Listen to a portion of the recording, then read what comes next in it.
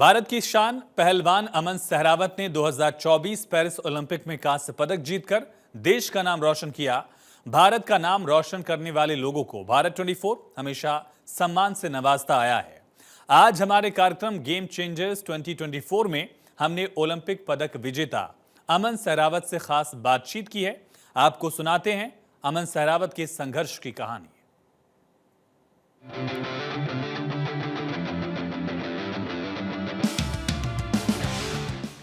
हमारे कुश्ती नायक अमन सहरावत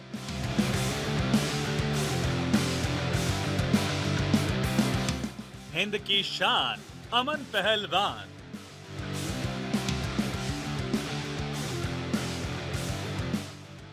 अनमोल है अमन। हरियाणा का ये छोरा बड़ा दिलेर है। विश्व ओलंपिक की रणभूमि में इसने किया बड़े बड़ों को ढेर है। इसकी अलग ही है कहानी, संस्कृति और सौम्यता की है ये निशानी।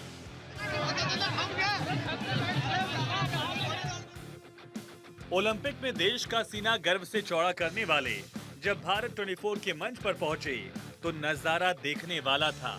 अमन के नाम में ही सिर्फ अमन नहीं है, उनके काम भी अमन पसंद है। उनकी सादगी देख खचाखच दर्शकों से भरा हॉल भी हैरान था। वो ओलंपिक विजेता इतनी सादगी से भारत 24 के मंच पर पहुंचा और चैनल के एडिटर इन चीफ और सीईओ जगदीश चंद्र जी के पांव को छुए।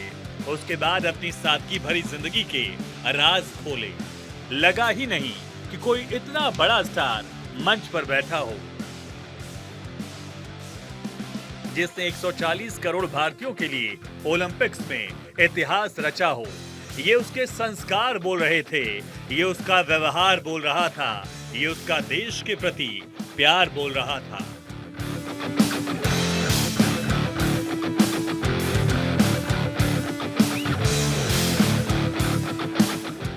अमन वतन से कितनी मोहब्बत करते हैं, ये उनकी सोशल मीडिया प्रोफाइल दिखाती है।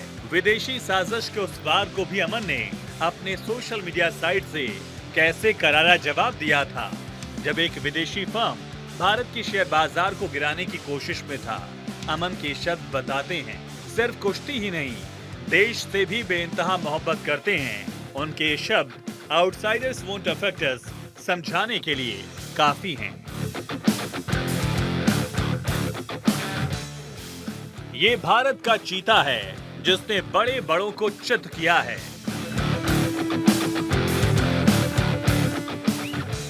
ओलंपिक में डेब्यू कर रहे अमन ने दमदार दावों से प्यूर्तो रिको के डेरियन क्रूज को एक तरफा मुकाबले में 13-5 से हराया और 2008 से कुश्ती में भारत के पदक जीतने के क्रम को जारी रखा। 21 साल के अमन ओलंपिक में केडी जाधव, सुशील कुमार, योगेश्वर दत्त, बजरंग पूनिया, रवि दहिया और साक्षी मलिक के बाद पदक जीतने वाले भारत के 7वें पहलवान हैं। 1952 में हेलेंस्की ओलंपिक में केडी जाधव के कांस्य जीतने के बाद भारत को दूसरा पदक 2008 बीजिंग ओलंपिक में मिला था, जब सुशील कुमार ने 56 साल बाद पदक दिलाया और तब से भारत ने हर ओलंपिक में कुश्ती में पदक जीता है। इसे बरकरार रख अमन ने खुद को अनमोल साबित किया। भारत ने पेरिस में 6 पहलवानों को भेजा था, जिनमें केवल अमन ही पदक जीत पाए। इसके साथ ही अमन ओलंपिक्स में पदक जीतने वाले सबसे कम उम्र के भारतीय एथलीट बन गए हैं। पहले रिकॉर्ड पीवी सिंधु के नाम था। अमन ने अपने छोटे से ही जीवन में बड़े बड़े काम करके दिखा दिया है। अमन को अभी देश कई बार नमन करेगा, क्योंकि अभी तो अमन ने खेलना शुरू किया है और छोटे से समय में ही अमन ने इतिहास रचना शुरू कर दिया है। पेरिस ओलंपिक 2024 57 किलोग्राम फ्रीस्टाइल कुश्ती में कांस्य पदक, एशियन गेम्स 2023 ब्रॉन्ज अपने नाम किया, सीनियर एशियन चैंपियनशिप 2023 गोल्ड जीतकर अपने इरादे क्लियर कर दिए, अंडर 23 एशियन चैंपियनशिप 2022 गोल्ड जीता, अंडर 23 वर्ल्ड चैंपियनशिप 2022 गोल्ड जीता था अमन ने और साल 2022 में अंडर 20 एशियन चैंपियनशिप में भी गोल्ड मेडल हासिल किया था। लेकिन ये सब जीतने के बाद भी अमन के पांव जमीन से नहीं उठे हैं। घमंड नाम की चिड़िया अमन के आसपास भी नहीं है, क्योंकि अमन के गुरु ने अमन को वो संस्कार दिए हैं जिसे अमन ने अपने जीवन जीने का गुरु मंत्र मान लिया है।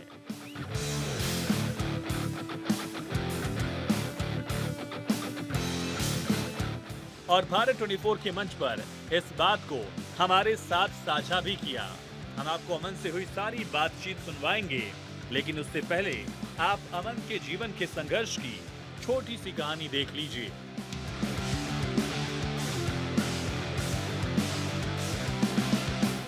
अमन सहरावत का ओलंपिक तक का सफर बहुत मुश्किलों भरा रहा है। अमन ने बचपन में ही माता पिता को खो दिया था। अमन हरियाणा के झज्जर जिले के बिरोहर से आते हैं। जाट परिवार से ताल्लुक रखते हैं। उन्होंने 11 साल की उम्र में ही अपने माता पिता को खो दिया था। पहले अमन की मां का हार्ट अटैक से निधन हो गया, तब उनकी उम्र 10 साल थी। फिर लगभग 1 साल बाद उनके पिता भी चल बसे। इसके बाद अमन और उनकी छोटी बहन पूजा सहरावत को मौसी की देखभाल में छोड़ दिया गया। हालांकि अमन अपनी कामयाबी का श्रेय मौसी और परिवार के साथ खास करके अपने ताऊ को भी देते हैं, जिन्होंने उनका पूरा ख्याल रखा। माता पिता की मृत्यु के बाद अमन गंभीर अवसाद से जूझ रहे थे। ऐसे में उनके दादा मांगीराम ने उन्हें संभाला और इससे उबरने में अहम भूमिका निभाई। जब धीरे धीरे अमन ठीक होने लगे तो उन्होंने कुश्ती में अपना जौहर दिखाना शुरू किया। अमन ने कुश्ती के प्रति अपने जुनून को जारी रखा और कोच ललित कुमार के अंदर ट्रेनिंग लेना शुरू किया।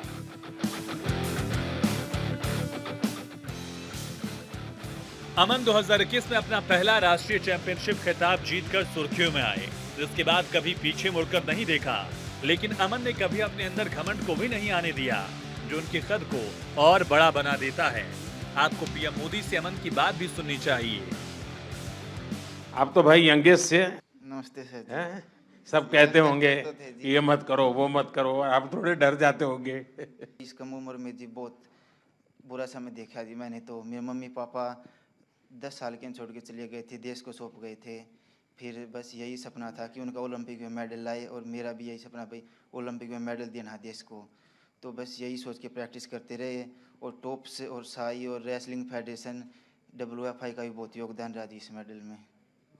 अभी मूड क्या है? अब बहुत अच्छा है, अच्छा लग रहा है। कोई पसंद की चीज घर आके खाई कि नहीं खाई? अभी तो घर गए ही नहीं जी। घर गए नहीं? हाँ जी।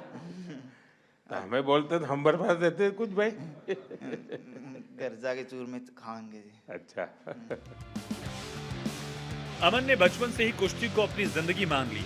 वो 9 साल की उम्र में छत्रसाल स्टेडियम में कुश्ती सीख रहे हैं। सालों बाद उनकी मेहनत रंग लाई। अमन की हमेशा से एक दिली तमन्ना थी कि वो अपने पसंदीदा एक्टर से मिलें। ओलंपिक मेडल जीतने के बाद अमन सहरावत की एक और बड़ी इच्छा पूरी हुई। अमन सहरावत ने पेरिस ओलंपिक में जाने से पहले बताया था वो खाली समय में टीवी शो तारक मेहता का उल्टा चश्मा देखते हैं। अमन ने शो के मुख्य किरदार जेठालाल का रोल करने वाले दिलीप जोशी से मुलाकात भी की। इस मुलाकात में दिलीप जोशी ने अमन को जलेबी फाफड़ा तोहफे के रूप में दिया। तस्वीर के कैप्शन में अमन ने लिखा, आज मुझे जेठालाल से मिलकर अच्छा लगा। इनको देखकर तारक मेहता का उल्टा चश्मा में मुझे हमेशा हंसी और खुशी मिलती थी। बहुत बहुत धन्यवाद मुझसे मिलने के लिए। देखिए, अमन की हसरत तो पूरी हो गई। अपनी जबरदस्त मेहनत करने से देश के युवाओं को भी अमन से सीखने की जरूरत है। मेहनत करें, अपने गुरुओं का सम्मान करें, वतन से प्यार करें, सब ख्वाब पूरे होंगे। देश का ख्वाब पूरा करने वाला, देश का मान बढ़ाने वाले कुश्ती के नायक अमन सहरावत से आपको मिलवाते हैं। आपकी मेहनत और आप में जो जुनून है उसके कारण से ब्रॉन्ज मेडल भारत को मिला। मैं चाहूंगी कि सेशन की शुरुआत हम जब कर रहे हैं तो बहुत तेज तालियां एक बार होनी चाहिए, और गूंज इतनी तेज होनी चाहिए कि बाहर तक आवाज जाए।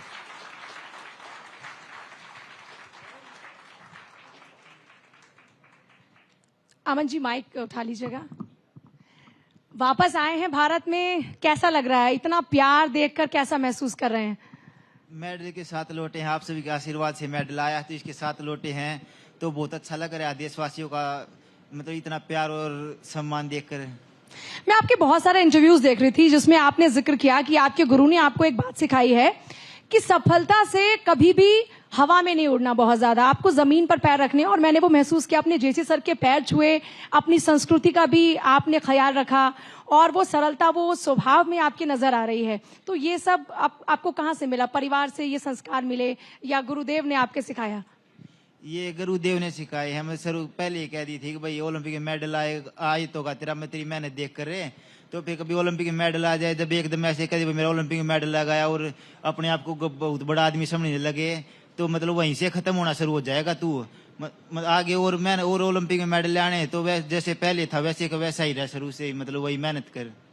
अच्छा, मैं आपके बारे में जब पढ़ रही थी तो मैं माफी चाहूंगी कि मैं आपके उस मतलब वो जो दर्द जो आपने झेला है, मैं उसकी तरफ जा रही हूँ। लेकिन आप छोटे थे और आपके माता पिता दोनों ही आपसे दूर चले गए, और मैंने सुना कि आप डिप्रेशन में आ गए थे। आपने वहां से रिकवर किया, उसके बाद आपने रेसलिंग ज्वाइन की, फिर आपने इतनी मेहनत की, मतलब ये जाहिर तौर पर आपके लिए आसान नहीं रहा होगा, लेकिन कैसे आप इस सब से उबर कर आज यहाँ तक पहुंचे? ये मेरे माता पिता जी 2014 में मतलब एक्सपायर हो गए थे। फिर मेरे भाई सागर जो एयरफोर्स में हैं, वो सुशील पहलवान जी ने ही मतलब संभाला था। हाँ भाई, और मेरे ताऊ जी रणबीर सहरावत, उन्हीं ने संभाला था भाई, वही मेरा खर्चा देते थे, सब कुछ वही देते थे। तो फिर मैंने ऐसा लगा भाई ये इतनी मेहनत करके मेरे साथ हैं, तो मैंने भी कुछ करना है देश के लिए, तो बस मेहनत करते रहे, देश के लिए मेडल लेके आए। ये आप में से कितने लोग जानते हैं कि छत्रसाल अखाड़े से ये हमें 6ठा मेडल मिला है, और उसी छत्रसाल अखाड़े से अमन सहरावत आते हैं। तो ये छत्रसाल अखाड़े की ऐसी मिट्टी में क्या बात है कि वहां से मेडल पर मेडल बरसते हैं, और या फिर मतलब वो ऐसा कौन सा जुनून आप लोगों में भर देते हैं कि आप लोग देश के लिए मेडल लाकर ही थमते भी नहीं, बल्कि ये सिलसिला शुरू होता है? ये शुरुआत 2008 में सुशील पहलवान जी ने की थी। फिर वहीं से सबको ऐसे लगने लगा है, पहले तो कोई नहीं सोचा था भाई, पहले तो ऐसे सोचते भाई ओलंपिक में बस पार्टिसिपेट हो जाए, वही ओलंपिक का मेडल मानते थे। फिर सोच बदल गई भाई, अब तो ओलंपिक का गोल्ड लेके आएंगे। 2008 के बाद रेसलिंग में सब बच्चों की सोच बदल गई कि भाई अब तो ओलंपिक में मेडल लेके आना है, तो बस ऐसे ही सोचते कि ओलंपिक में मेडल लेके आना है, तो एक दिन देश के लिए ओलंपिक में मेडल लेके आए। और इस मेडल का 2028 में रंग भी बदलेंगे, बस पूरी मेहनत करेंगे। तो आप लोग भी एक बार इस जज्बे को सलाम कीजिए कि अगली बार गोल्ड लेकर आएंगे। ये अभी से तैयारी शुरू कर दी है, तो अभी से तैयारी शुरू कर दी, तो तैयारी में क्या बदलाव हुआ? और इस बार देखिए मेडल आप लेकर आए, लेकिन जैसा आपने खुद जिक्र किया कि गोल्ड मेडल लाने की अब ख्वाहिश है और उसी मुकाम को हासिल करना है, तो क्या सीखा इस बार की इस जीत के बाद? बस यही सोचा था कि पहले तो हार से सीखा था, जीते तो कुछ सीखने को नहीं मिला। हार से सीखा भाई, जो इस ओलंपिक में कमी रही है वो उसी पर काम करेंगे, अगले ओलंपिक में ना रहे। अच्छा, 57 किलो भार वर्ग में आपने कुश्ती लड़ी, लेकिन इस बीच हमने एक उम्मीद टूटी, तो दूसरा हमने सुना कि आपका भी वजन एकदम से बढ़ गया था। या आप लोगों के पास ऐसा कौन सा हुनर है कि रातों रात 4 किलो आप लोग कम कर लेते हैं? हम तो यहाँ महीने क्या 6 महीने लग रहे थे तो 1 किलो नहीं हिलता। ये तो जी पूरे साल प्रैक्टिस करते हैं, तो हमारी तो प्रैक्टिस की आदत हो गई। पर 3.5-4 किलो वजन ज्यादा था, तो हमारे पास 12 घंटे थे प्रैक्टिस के लिए। तो फिर 12 घंटे में 4.5 किलो ऐसा था भैया कि भाई वो मेन तो वजन लाना था, कुश्ती तो बाद में थी। बस यही सोच रखा था, पहले तो वजन लाने है, कुश्ती के बाद में सोचेंगे।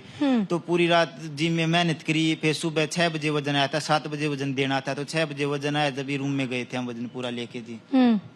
तो आखिरकार वो वजन आया और फिर हमारे खाते में ये ब्रॉन्ज मेडल आया। अच्छा, क्योंकि अब आप आगे की तैयारी कर रहे हैं, तो आगे की तैयारी के लिए कुछ खास है क्या? मतलब कोई नई आपने बात सीखी, कोई नई बात तय की है कोई, कि अब इस रूल पर चलना है? नहीं, मतलब अब रेसलिंग में आप तो समझ वो एक कुश्ती है, उसको जहाँ पर छोटी छोटी कमी रही है उन्हीं पर काम करेंगे, जो मेन कमी है। अभी इस लेवल पे जाने के बाद ऐसा तो नहीं भाई बहुत बड़ा बदलाव होगा, बस छोटा छोटा बदलाव ही चाहिए है रेसलिंग में, वही करेंगे। अच्छा, एक तरफ आपकी फाइट होने वाली है, दूसरी तरफ उससे पहले खबर विनेश वाली आपने भी सुनी होगी। मतलब जब आप खुद वहां उस जमीन पर मौजूद होते हैं और आपका एक साथी जब इस तरह टूट रहा होता है, तो आपको थोड़ा सा डर तो लगा होगा? नहीं, मतलब इतना डर नहीं लगा। मैंने पहले भी 2-3 बार दे चुका हूँ अगले दिन वेट, तो मतलब मुझे पता था कि भाई वेट तो आ जाएगा, इतना मुश्किल नहीं है मेरे लिए वेट लाना। इतना 3.5 किलो तो नॉर्मली है, मतलब एक प्लेयर के लिए, तो फिर इतना प्रेशर नहीं था वेट का। तो अच्छा, मैं एक चीज जानना चाह रही थी, जैसे मैंने जिक्र किया आपके बचपन का, मैंने जिक्र किया, तो आपने कभी सोचा था कि आप इस तरीके से खिलाड़ी बनेंगे? सोचा था, तभी तो खिलाड़ी बने हैं। मतलब कोई प्रेरणा आपकी रहा हो? नहीं, पहले एक गांव में एक अखाड़ा था, तो मैं सुबह खेलने जाता था। फिर वे बच्चे वहाँ पर रेसलिंग करते थे, तो फिर मैं अपने पिताजी से कहा कि भाई मैं भी रेसलिंग करूँगा। तो फिर पिताजी से बोले कि यहाँ तो अच्छी रेसलिंग नहीं होगी। तूने सुशील पहलवान जी और महाबली सतपाल पहलवान जी का नाम सुना था, तो वे दिल्ली रहते हैं सत्ता स्टेडियम में, तो वही छोड़ के चले गए थे। तो फिर वहीं से शुरू है रेसलिंग।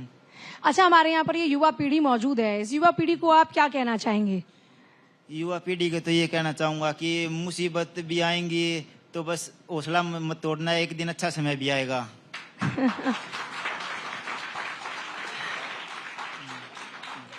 हार से आप हर बार क्या सबक सीखते हैं?